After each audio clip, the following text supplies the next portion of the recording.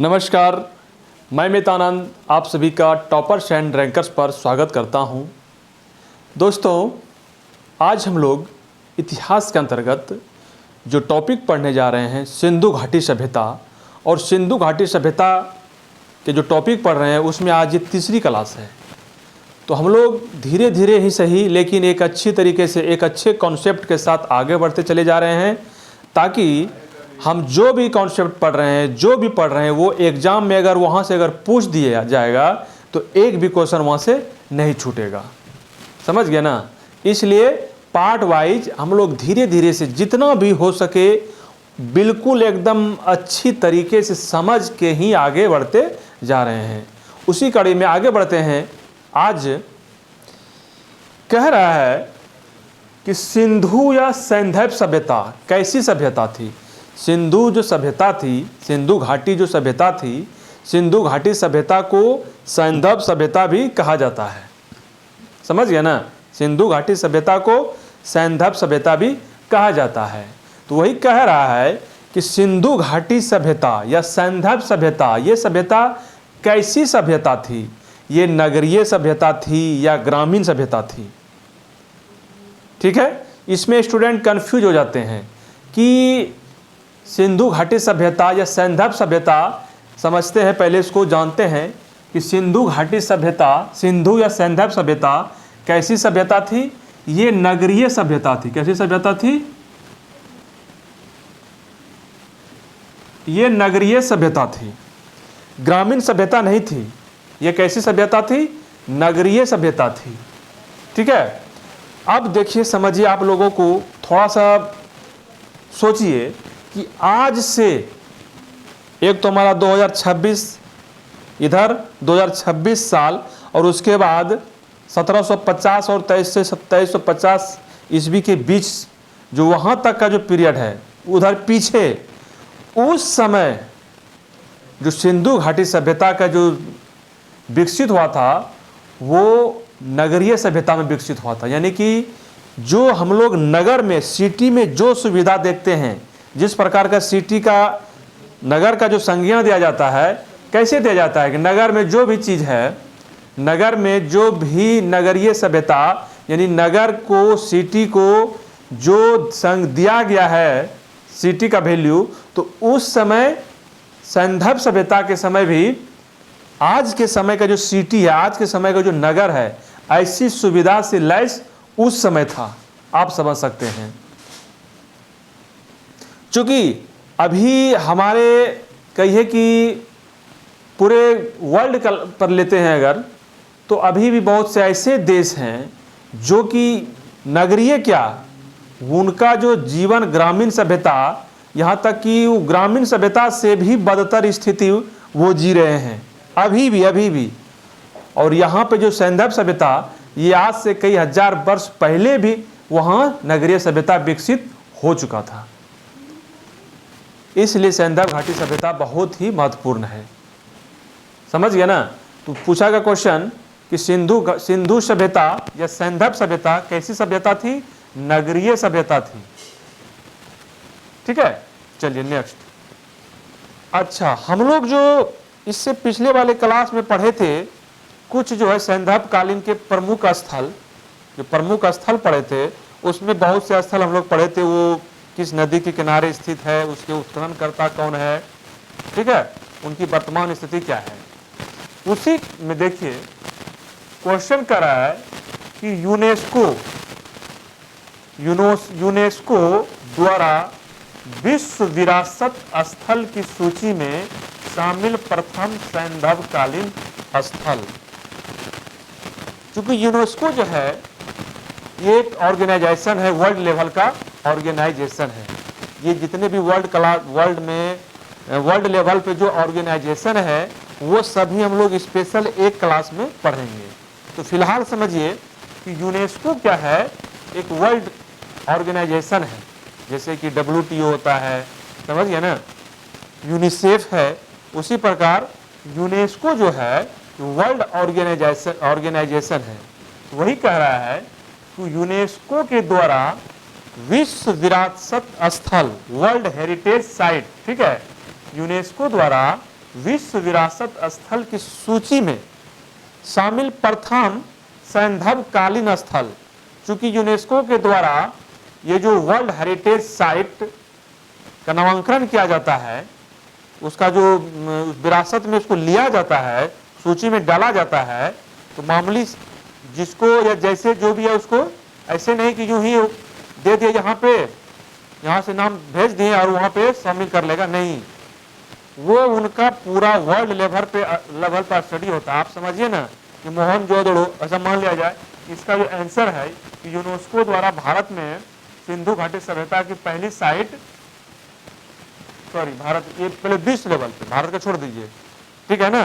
तो यूनेस्को के द्वारा विश्व विरासत स्थल की सूची में शामिल प्रथम सैंधव-कालीन स्थल, तो वो मोहनजोदड़ो, ठीक है। और कब शामिल किया गया था? 1980 ईस्वी में मोहनजोदड़ो को यूनेस्को के द्वारा विश्व विरासत स्थल की सूची में सबसे पहले सैंधव-कालीन स्थल मोहनजोदड़ो को ही शामिल किया गया था, ठीक है। आप देखिए मोहनजोदड़ो की खोज कब हुई थी? 1922 ईस्वी में। चूंकि सबसे पहले हड़प्पा की खोज हुई थी 1921 ईस्वी में, तो मोहनजोदड़ो की खोज उसके बाद हुई 1922 ईस्वी में।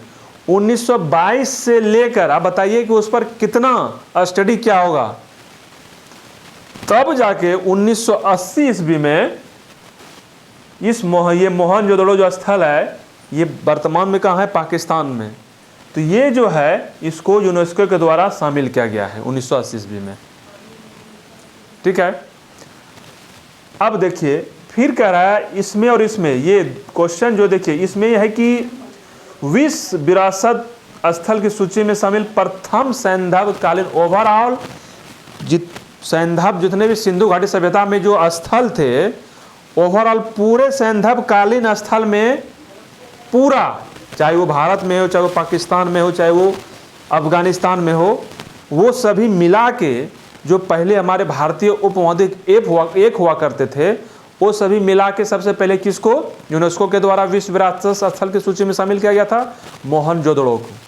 लेकिन जैसे हमारा देश आज़ाद हुआ और हम दो भागों में बट गए, एक भारत और एक पाकिस्तान, जो कि 15 अगस्त 1947 ईस्वी को, तो उसके बाद यूनेस्को द्वारा भारत में, यहाँ पे ध्यान दीजिएगा, यूनेस्को के द्वारा भारत में सिंधु घाटी सभ्यता की पहली साइट या स्थल, साइट को स्थल कहा जाता है, ये ओवरऑल पूरा सैंधव-कालीन स्थल थे और ये यहाँ पे भारत में। तो यहाँ पे कंफ्यूज नहीं होना है। विद्यार्थी जो गलती करते हैं एग्जाम में, बस यही कर देते हैं। सिर्फ अगर पूछेगा कि सैंधव-कालीन स्थल जो पूछेगा तो मोहनजोदड़ो, लेकिन भारत में, अगर भारत में पूछेगा, इसमें भी जो है सैंधव-कालीन स्थल है, सिंधु घाटी सभ्यता, माना इसमें भी ये भी जो है ना धौलावीरा, भारत में जो यूनेस्को के द्वारा भारत में सिंधु घाटी सभ्यता की पहली साइट या स्थल, ये धौलावीरा, ठीक है। ये धौलावीरा, इसको कब शामिल किया गया था? 2021 ईस्वी में। कब शामिल किया गया था? 2021 ईस्वी में।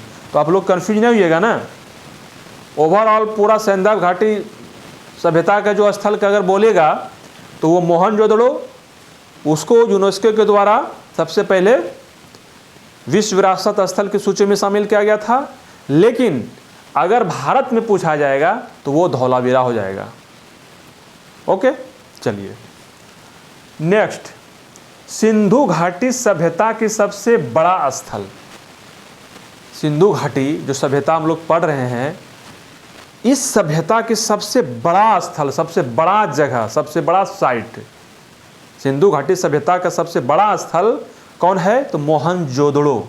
नाम से भी देखिएगा, नाम से भी है बड़ा, मोहनजोदड़ो नाम से भी बड़ा है, इसलिए याद रखिएगा कि सिंधु घाटी सभ्यता की सबसे बड़ा स्थल मोहनजोदड़ो है। ओके, नेक्स्ट, सिंधु घाटी सभ्यता का भारत में सबसे बड़ा स्थल। हम इसलिए क्वेश्चन को जो इस प्रकार से ये दे रहे हैं, हम लोग डिस्कस कर रहे हैं ताकि जो कन्फ्यूज होता है, क्योंकि हम लोग भी स्टडी किए हुए हैं, हम लोग भी तैयारी करते थे, तो हम लोग के समय भी कन्फ्यूज होता था। तो वो कन्फ्यूज को दूर करने के लिए हम लोग किस प्रकार का रणनीति अपनाएं, तो वो चीज़ आप लोगों को ऐसा प्रॉब्लम नहीं आए, तो वो अभी यहाँ पे ही क्लियर कर देते हैं, वो कन्फ्यूज दूर कर देते हैं। तो हम लोग अभी दो चीज़ पढ़ रहे हैं, दोनों का कन्फ्यूज, पहले एक का जो तो यूनेस्को के द्वारा जो था वो तो दोनों अलग अलग, भारत में और ओवरऑल संदर्भ घाटी सभ्यता का स्थल में।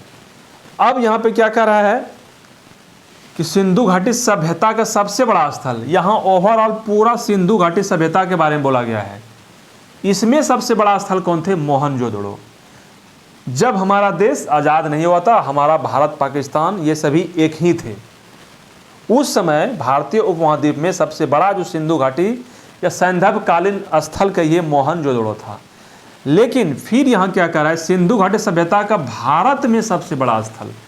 अब भारत जब हमारा देश आज़ाद हो गया, उस समय आज़ाद होने के बाद जो भारत में सबसे बड़ा स्थल कौन था? कौन है? राखी गढ़ी। कौन है? राखी गढ़ी। ये राखी गढ़ी घग्गर नदी के किनारे स्थित है और ये हरियाणा के हिसार जिले में स्थित है। और इसकी खोज सूरज भान ने की थी। इसकी खोज किसने की थी? सूरज भान ने। तो भारत में सिंधु घाटी सभ्यता के सबसे बड़ी स्थल राखी गढ़ी, और ओवरऑल भारत नहीं पूछा जाएगा, भारत नहीं दिया रहेगा, तो उसमें सैंधव घाटी सभ्यता का सबसे बड़ा स्थल मोहनजोदड़ो।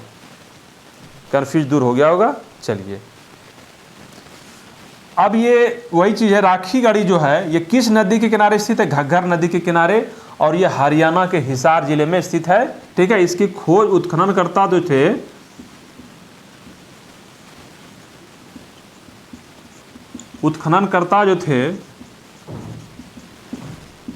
सूरज भान थे। ठीक है, इसके उत्खननकर्ता कौन थे? सूरज भान। ठीक है, चलिए नेक्स्ट, सिंधु सभ्यता का बंदरगाह, जिसको कि पोर्ट बोलते हैं। सिंधु सभ्यता का बंदरगाह, चूंकि सिंधु सभ्यता का जो मुख्य जो व्यवसाय था वो क्या था? व्यापार करना। क्या था? व्यापार करना था। और वो व्यापार करते थे, एक देश से दूसरे देश जाते थे। तो उस समय सिर्फ और सिर्फ जो आवागमन का सुविधा था, व्यापार करने का जो सुविधा था, वो ओनली पानी के रास्ते से। तो पानी के रास्ते से ही व्यापार किया जाता था। तो वहीं पे जो पानी के रास्ते में ही, जहाँ पानी के रास्ते तो सामान एक जगह से दूसरे जगह लाया जाता है, एक्सपोर्ट और इंपोर्ट किया जाता है, उस जगह को बंदरगाह कहा जाता है। तो उस समय भी, जिस प्रकार अभी बंदरगाह है ना, पोर्ट है ना, तो उस समय भी सिंधु घाटी सभ्यता के समय भी जो बंदरगाह थे, सिंधु सभ्यता का जो बंदरगाह था वो कहाँ पे था? लोथल एवं सुतकोतदा। ये VVI है, मोस्ट इंपॉर्टेंट, ये कई बार एग्जाम में पूछा गया बंदरगाह के बारे में। तो सिंधु घाटी सभ्यता का जो बंदरगाह था कहाँ था? ये लोथल और सुतकोतदा। लोथल और सुतकोतदा, इसी ऑप्शन में कोई एक रहेगा, लोथल या सुतकोतदा। वहाँ पे हम लोग इसका सही आंसर लिख देंगे। तो सिंधु घाटी सभ्यता का बंदरगाह लोथल एवं सुतकोतदा। नेक्स्ट, जुते हुए खेत और नक्काशीदार ईंटों का साक्ष्य कहाँ से प्राप्त हुए हैं? जुते हुए खेत, खेत जो चूंकि मनुष्य के द्वारा खेती करना आरंभ हो गया था, शुरू हो गया था, समझ गया ना, वो नवपाषाण काल के आते आते ही उसके बाद ये सिंधु घाटी सभ्यता, चूंकि वो ये आदि ऐतिहासिक काल के अंतर्गत आते हैं। समझ गया ना। तो यहाँ पे कह रहा है कि जुते हुए खेत, तो सबसे पहले जुते हुए खेत, खेत जो जुता हुआ खेत देखा गया सबसे पहले, और नक्काशीदार ईंटों का साक्ष्य, ईंट जो था उसमें नक्काशी किया हुआ था, ईंट को नक्काशी किया हुआ, तो ये पहला कहाँ देखा गया, इसका साक्ष्य कहाँ मिला सर्वप्रथम? तो ये कालीबंगन में, ये कालीबंगन में। और ये कालीबंगन के बारे में हम लोग पिछले क्लास में पढ़ चुके हैं पूरा डिटेल से, यहाँ पे समय जाया नहीं करेंगे। आप लोग जो भी शहर है, जो भी स्थल है सभी हम लोग पढ़ चुके हैं। ठीक है, तो जुते हुए खेत और नक्काशीदार ईंटों का साक्ष्य कालीबंगन से प्राप्त हुए हैं। नेक्स्ट है सैंधव सभ्यता। देखिए, चाहे वो सैंधव सभ्यता रहे चाहे वो सिंधु घाटी सभ्यता रहे, एक ही है, वहाँ पे कंफ्यूज नहीं होना है। कह रहा है सैंधव सभ्यता का सबसे बड़ी इमारत, अभी सबसे बड़ी इमारत वर्ल्ड लेवल पे क्या है? बुर्ज खलीफा ही है ना। ठीक है, और उस समय सैंधव घाटी जो सिंधु घाटी सैंधव सभ्यता के समय जो सबसे बड़ी इमारत थे, ये संभवतः स्नानागार ही, स्नानागार। ठीक है, स्नानागार मतलब स्नान करने का जो जगह था, स्नानागार, वो शायद मतलब संभवतः अनुमान लगाया गया है कि सैंधव सभ्यता का सबसे बड़ी जो इमारत थी वो स्नानागार ही थी। स्नानागार, एक अन्नागार है, उसको अभी नहीं देख रहे हैं, चूँकि कन्फ्यूज कीजिएगा, इसलिए अभी फिलहाल स्नानागार, जहाँ पे सभी ओकेजन पे, यज्ञ के अवसर पे यहाँ पे स्नान करने, एक जगह स्नान करने के लिए आते थे। और इस स्नानागार, तो सैंधव सभ्यता की सबसे बड़ी इमारत स्नानागार, और इस स्नानागार में जो स्नान करने का कुंड था, इस स्नानागार में जो स्नान करने की कुंड था, उसकी लंबाई, स्नान कुंड की लंबाई 11.88 मीटर।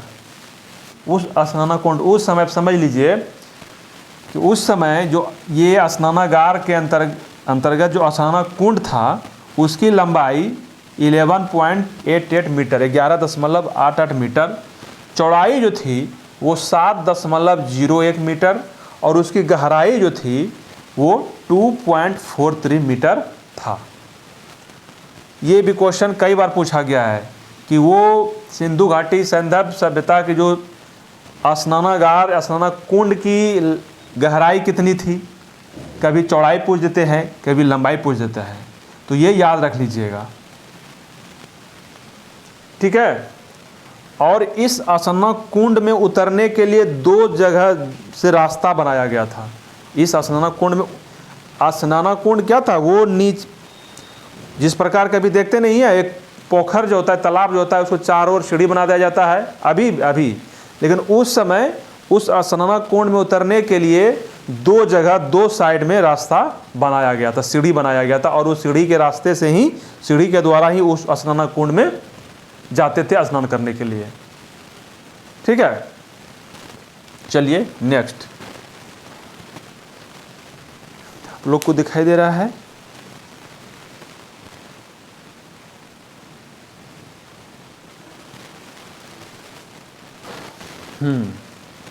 नेक्स्ट है अग्निकुंड। अग्निकुंड जो यज्ञ के अवसर पर अभी भी देखते होंगे, कहीं यज्ञ होता है तो वहाँ पे अग्निकुंड बनाया जाता है, जिसमें कि आग जलते रहता है, और वहाँ पे पुजारी जो है मंत्रोच्चारण करते रहते हैं। जहाँ यज्ञ होता है बीचों बीच पंडाल बनाया जाता है, उस पंडाल के नीचे जो है अग्निकुंड बनाया जाता है, और वहाँ से अग्नि प्रज्वलित होते हैं, और पुरोहित पंडित जो क्या करते हैं, मंत्र का उच्चारण करते रहते हैं। तो वही जो अग्निकुंड यज्ञ, वेद यज्ञ के अवसर पर जो प्राप्त हुए, अग्निकुंड प्राप्त हुए हैं, सैंधव घाटी सभ्यता के समय अग्निकुंड प्राप्त हुए हैं। कहाँ से? ये लोथल और कालीबंगन से, लोथल और कालीबंगन से अग्निकुंड प्राप्त हुए हैं। और ये लोथल से अग्निकुंड भी प्राप्त हुए हैं, और लोथल से बंदरगाह भी। ठीक है, ये कालीबंगन से जुते हुए खेत और नक्काशीदार ईंटों का साक्ष्य भी मिला कालीबंगन से, और अग्निकुंड भी का प्रयोग मिला है कालीबंगन से। ओके, चलिए नेक्स्ट है पशुपतिनाथ। पशुपतिनाथ ये जो देवता थे, एक सील पर 3 मुख वाले देवता, एक पत्थर पे, एक सील पे 3 मुख वाले देवता, त्रिमुखी, 3 मुखी कहा जाता है ना, पंचमुखी कहा जाता है ना, तो 3 मुख वाले देवता थे। एक पत्थर पे 3 मुख वाले देवता, उसको 3 मुख थे। ठीक है, तो वो उसको पशुपतिनाथ कहा गया, उस समय कहा जाता था। संदर्भ सभ्यता के समय एक सील पर पत्थर पर 3 मुख वाले देवता को पशुपतिनाथ कहा जाता था। तो इनका जो साक्ष्य कहाँ मिला है, पशुपतिनाथ का साक्ष्य कहाँ मिला है? मोहनजोदड़ो में। मोहनजोदड़ो में पशुपतिनाथ की मूर्ति का साक्ष्य मिला है मोहनजोदड़ो में। तो पशुपतिनाथ कौन थे? एक सील पर, एक पत्थर पर 3 मुख वाले देवता। ठीक है। और ये पशुपतिनाथ के चारों ओर विराजमान, यानी जो पशुपतिनाथ थे, जो 3 मुख वाले जो देवता थे, इनके चारों ओर विराजमान, चारों साइड में कौन कौन विराजमान थे भाई? चारों साइड थे हाथी, एक साइड हाथी था, दूसरा साइड गैंडा था, तीसरा साइड चीता था और चौथा साइड भैंसा था। तो पशुपतिनाथ के चारों ओर जो विराजमान थे कौन कौन? हाथी, गैंडा, चीता एवं भैंसा। ये भी क्वेश्चन पूछा गया, आप लोग इसको उलूल जुलूल नहीं समझिएगा कि हाथी गैंडा चीता पढ़ा रहे हैं, ये जानते ही हैं। ऐसे जानवर तो बहुत जानते होंगे नाम, लेकिन यहाँ 4 ही जानवर का नाम क्यों दिया गया है? तो यही 4 जानवर, हाथी, गैंडा, चीता और भैंसा, यही चारों जानवर पशुपतिनाथ के चारों ओर, चारों साइड हो गया ना, आगे पीछे दायां बाएं। तो पशुपतिनाथ के, और पशुपतिनाथ कौन थे? 3 मुख वाले देवता। ये कहाँ पे इनका साक्ष्य मिला है? मोहनजोदड़ो में। समझ गए ना? तो ये सिंधु घाटी सभ्यता से ये सभी देखिए, चूंकि क्लास एक ही दिन में ख़त्म कर सकते हैं। मान लिया जाए कि हम 5 घंटा पढ़ा दिए, सपोज दैट कि हम 5 घंटे के 4 घंटे के क्लास ले लिए, जिसमें कि ओवर पूरा सिंधु घाटी सभ्यता को ख़त्म कर दिए। लेकिन आप लोग जो पढ़िएगा लगातार, तो 5 घंटा नहीं पढ़िएगा ना, और लगातार 5 घंटा पढ़ भी लीजिएगा तो उसका आउटपुट मतलब उतना बेटर नहीं होगा, बेस्ट नहीं होगा। इसलिए आप लोगों को करीब करीब 20 मिनट, 25 मिनट, 30 मिनट का जो लेक्चरर है, जो क्लास है, उसको हम लोग करते हैं ताकि आपको जो पढ़ने में जो मज़ा आ जाए उतना देर में, और कॉन्सेप्ट भी क्लियर हो जाए। ठीक है। हम पढ़ाने का हम पढ़ा सकते हैं, लेकिन कोई फ़ायदा नहीं है। इसलिए जितना भी पढ़ना है, जितना ही है, वो जो शेष है वही विशेष है। समझ गए ना? जितना पढ़ना है वो एकदम बेस्ट पढ़ना है। चूँकि ये जो बता रहे हैं वहाँ भी बताएंगे, 5 घंटे के क्लास में भी यही सब चलेगा। ऐसा नहीं है कि वहाँ कुछ अलग चलेगा, स्पेशल कुछ चलेगा, यही होगा। क्या करेगा? कंटिन्यू करना पड़ेगा। समझ गए?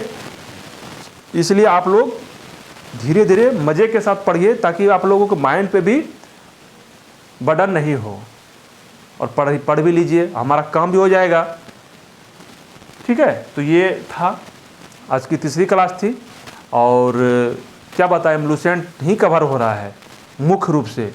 उसके अलावे जो भी लुसेंट के अलावे इस जगह पे जो सूटेबल, जो सटीक बैठ रहा है, जो भी चीज़, उसको भी ला रहे हैं, ताकि यहाँ पे भी वही चीज़, उससे संबंधित जो भी इर्द गिर्द उसके आसपास जो भी बन रहा है फैक्ट, वो भी हम पढ़ रहे हैं। तो आप लोगों को एक भी पैसा चिंता करने की बात नहीं है, आप लोग पढ़ते रहिए।